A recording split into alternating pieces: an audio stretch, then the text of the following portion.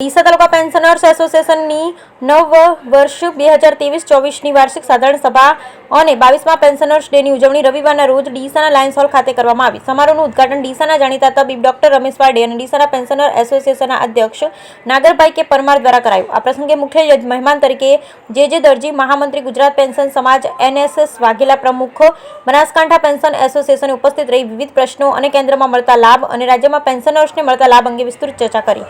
આ પ્રસંગે અતિથિ વિશેષ ડોક્ટર કુલદીપ નંદાણી, શ્રી તુકારામ ઠાકોર ભોજનદાતા, શ્રી ધનજીભાઈ જોશી શાલદાતા, ડોક્ટર રવિન્દ્રભાઈ પંડ્યાની વિશેષ હાજરી રહી હતી। ચાલુ વર્ષે દિવગત થયેલા સભાસદોને શ્રદ્ધાંજલિ આપવામાં આવી। વયોવૃદ્ધનું સભ્યોનું શાલ અને ફૂલઆરતી તેમજ તેજસ્વી તાલાવનું સન્માન રોકડ રકમ આપી કરવામાં આવ્યું। પ્રસંગમાં વિશેષ વ્યક્તિઓ તરીકે ભગવાનદાસ બંધુ અને સતીશભાઈ પંચાલ, સાઈબાબા મંદિર ડીસાનું સન્માનપત્ર, શાલ અને ફૂલહારતી સન્માન કરવામાં આવ્યું। સંસ્થાના એમએફ મંડોરીએ સંસ્થાના કાર્યની માહિતી આપી, જ્યારે નાથાલાલ બ્રહ્મક્ષત્રિય અને પ્રવીણ સાધુએ સમગ્ર કાર્યક્રમનું સંચાલન કર્યું। આ પ્રસંગે સંસ્થાના અધ્યક્ષ નાગરભાઈ પરમારે કારોબારીના સૌ સભ્યોના સહકારથી કાર્યક્રમને સફળ થયો હોવાનું જણાવી સૌનો આભાર વ્યક્ત કર્યો। બ્યુરો રિપોર્ટ, ભરત ઠક્કર, ડીસા, બનાસકાંઠા।